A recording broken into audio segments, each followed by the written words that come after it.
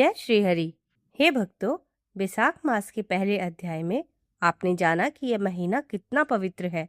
लेकिन हमसे कई ऐसे भी पाप हो जाते हैं जिनसे हम अनजान होते हैं और उनका प्रायश्चित सिर्फ बैसाख में ही संभव है। आज बैसाख महात्म्य के दूसरे अध्याय में हम जानेंगे कि कैसे हम छोटे छोटे से दान से पुण्य प्राप्त कर सकते हैं और मोक्ष पा सकते हैं। अगर आपको लगता है ना कि आपके जीवन में बाधाएं नहीं खत्म होती हैं, तो आज का ये अध्याय ध्यान से सुने। शायद इसमें छिपा संदेश आपकी किस्मत के बंद दरवाजे खोल दे। मैं हूं नीरू शर्मा और आस्था और उपाय में आज हम बैसाख मास की महिमा और गहराई समझेंगे। चलिए शुरू करते हैं। दूसरा अध्याय। नारद जी बोले, हे राजन, बैसाख मास के समान कोई महीना नहीं, सतयुग जैसा दूसरा कोई युग नहीं, वेद के समान शास्त्र नहीं, गंगा जी जैसा कोई तीर्थ नहीं, जल दान सा दूसरा कोई दान नहीं, भार्या के समान दूसरा सुख नहीं, खेती जैसा कोई धन नहीं, जीवन के समान कोई लाभ नहीं, उपवास जैसा दूसरा तप नहीं, दान जैसा सुख, दया के समान दूसरा धर्म नहीं, नेत्रों के समान कोई ज्योति नहीं, भोजन के समान कोई तृप्ति नहीं, खेती के समान कोई व्यापार नहीं, धर्म के समान कोई हितकारी मित्र नहीं, सत्य के समान कोई यश नहीं, आरोग्य के समान कोई हर्ष नहीं, केशव के समान कोई रक्षक नहीं, माधव के तुल्य संसार में कोई पवित्र नहीं। ऐसा पुरुषोत्तम वैसाख मास शेषशय्या भगवान को सदा प्यारा है। भगवान के प्यारे इस महीने को जो लोग बिना व्रत, धर्म, स्नान, दान आदि किए व्यतीत करते हैं, वह धर्महीन होकर शीघ्र ही पशु योनि को पाते हैं। उनका कुआं बावड़ी बनवाना, बगीचा लगवाना आदि सभी धर्म वृथा हैं। उनका कुछ फल नहीं होता।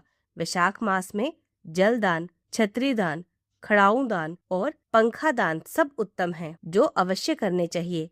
वैशाख मास में नियम पूर्वक भोजनादि करने से विष्णु भगवान की सायुज्य मुक्ति निसंदेह प्राप्त होती है। अनेक प्रकार के दान और व्रत करने के उपरांत वैशाख मास में केवल स्नान कर लेने से ही प्राणी आवागमन से छूट जाता है। सब दान करने व संपूर्ण तीर्थों में स्नान करने की उपेक्षा वैसाख मास में केवल जलदान करने से ही वह फल मिलता है। जलदान खुद करे या दूसरे से करावे, यह कर्म भी सब दानों से अधिक है। प्याऊ लगाकर जल दान करने से देवता, पितृ और ऋषि सब निसंदेह अत्यंत प्रसन्न होते हैं। थके हुए यात्री के प्याऊ से जल पीकर संतुष्ट होने से ब्रह्मा, विष्णु और शिव सब देवता प्रसन्न होते हैं। प्याऊ लगवाने वाला करोड़ों कुल का उद्धार कर विष्णु लोक को जाता है।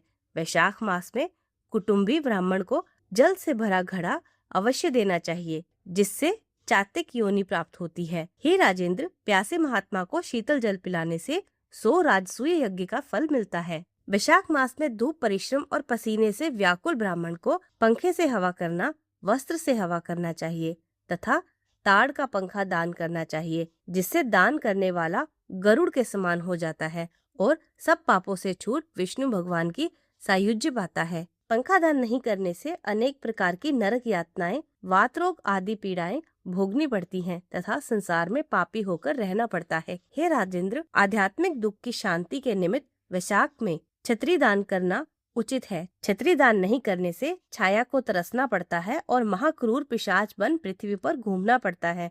खड़ाऊ दान करना, जूता दान करना अति उत्तम है, जिसके दान करने से पृथ्वी पर करोड़ों जन्म तक राजा होकर विष्णु लोक प्राप्त होता है। दान ना करने से संसार के दुख भोगकर नरक की यातनाएं भोगनी पड़ती हैं। जो मार्ग में श्रम के दूर करने के लिए स्थान बनवाते हैं तथा जो दोपहर को अतिथि या ब्राह्मण को आसन देकर भोजन कराते हैं, उसका फल ब्रह्मा जी भी वर्णन नहीं कर सकते। अन्न दान भी अवश्य करना चाहिए। इस दान के समान कोई दान नहीं है। अन्न दान मनुष्य को तत्काल तृप्ति कराने वाला होता है। जैसे भूखे मनुष्य को कोई भी वस्तु अच्छी नहीं लगती, पेट भरने पर ही सब अच्छा लगता है, इसलिए अन्न दान करने वाले को पंडित लोग पिता कहते हैं। अन्नदाता में सब धर्म निवास करते हैं।